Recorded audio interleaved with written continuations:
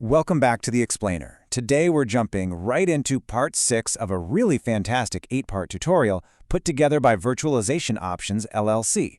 They're a Colorado-based tech research and advisory group, and this specific chapter is an absolute must-listen if you're a sysadmin or working in tech support.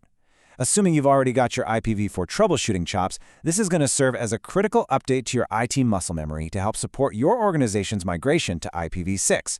Let's dive right in and see how this fundamentally shifts our whole approach to troubleshooting.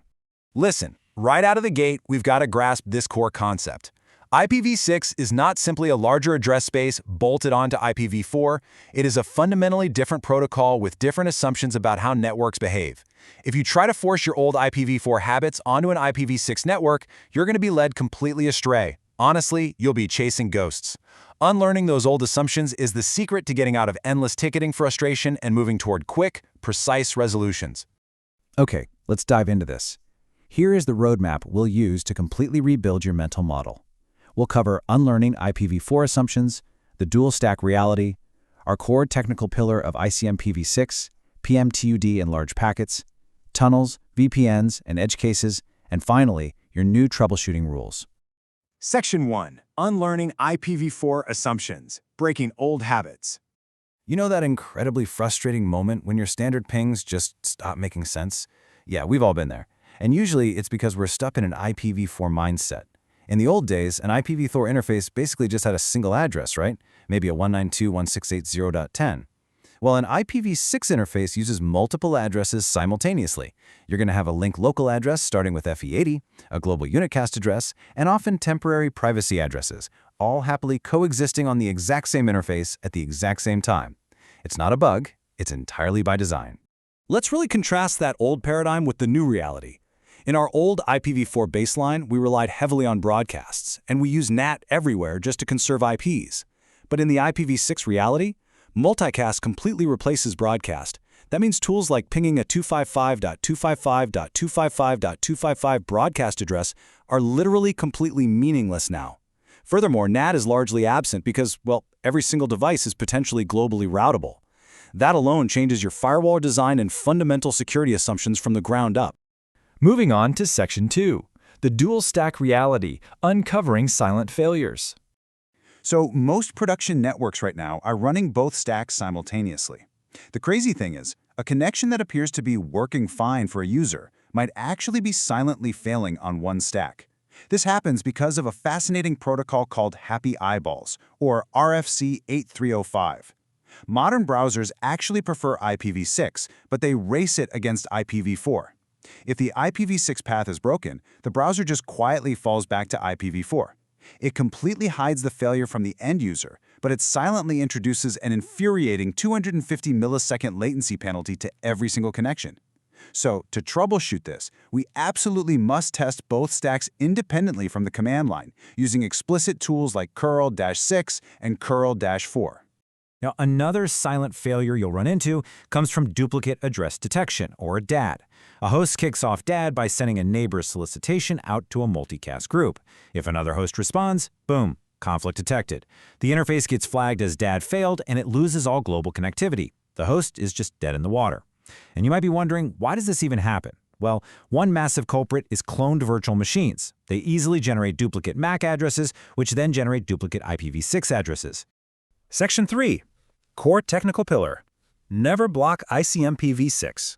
Guys, this is absolutely the most crucial section of this entire explainer.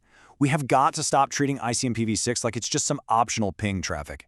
It is the absolute lifeblood of the protocol. Now, what's really interesting here is the sheer amount of foundational network activity that relies entirely on it. Types 1, 2, and 3 are mandatory for error signaling and path MTU discovery. Types 133 through 137 are completely mandatory for the neighbor discovery protocol. If your firewall admins arbitrarily block these specific types because they think they're securing the network against pings, they will literally break host routing, they'll break address resolution, and the network will just collapse. Seriously, blocking those 130 range types stops the neighbor discovery protocol entirely. And remember, NDP completely replaces ARP in IPv6 networks. No NDP means absolutely zero IP to MAC address resolution. And just a quick real-world warning for you network admins out there, NDP uses multicast heavily. If your network switches lack MLD snooping, that's multicast listener discovery snooping, The switch is going to flood this required NDP multicast traffic out to all ports, which will severely degrade your network performance. All right, Section 4, PMTU and large packets, the classic hang. Okay, let's talk about a massive headache you are going to see in your ticketing queues constantly.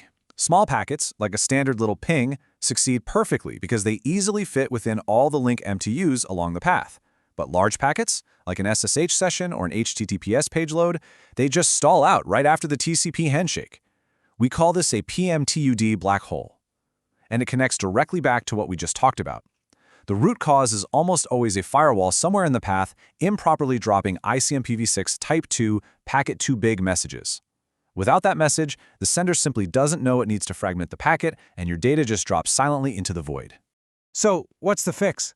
The tutorial gives us some very practical steps. The primary fix is a no-brainer. Make sure your firewall rules permit ICMPv6 Type 2 inbound. But hey, if you don't control the firewall, an alternative fix is to configure TCP/MS clamping on your router's interface. For example, you might adjust it down to 1440 on a Cisco router. And, just as a golden rule of thumb going forward, IPv6 requires a minimum MTU of 1280 bytes. Never, ever configure an IPv6 MTU lower than that. Let's move to and see how this builds into Section 5, Tunnels, VPNs, and Edge Cases.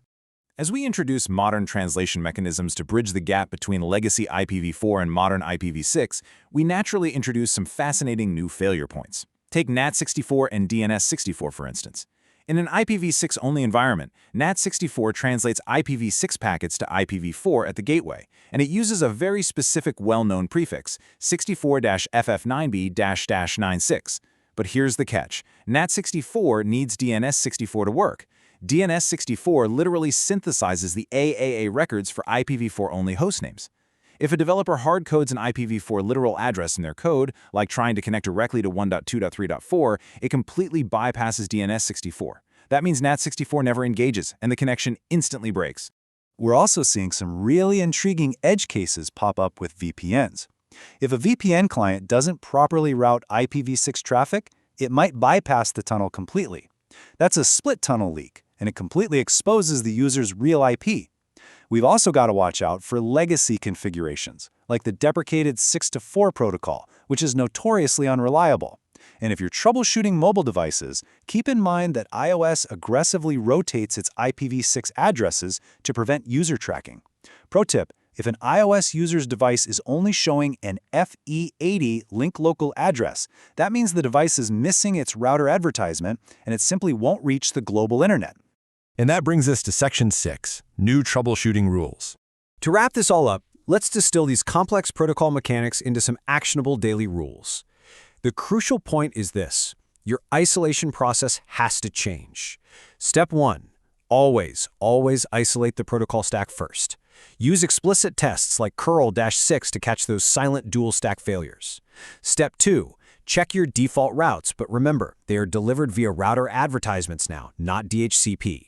Step 3. Inspect the neighbor cache. You can use commands like ip-6nay and look for red flag states like stale or dad failed. And finally, Step 4. If things are getting really weird, check your Wireshark captures to see if middle boxes are silently dropping packets, just because they contain unknown IPv6 extension headers. Okay, let's rapid-fire these golden rules to cement them. Never block ICMPv6 entirely. Remember that NDP replaces ARP. Multiple IP addresses on a single interface are completely normal. If your ISP uses prefix delegation, document those prefixes religiously so static configs don't silently break on you.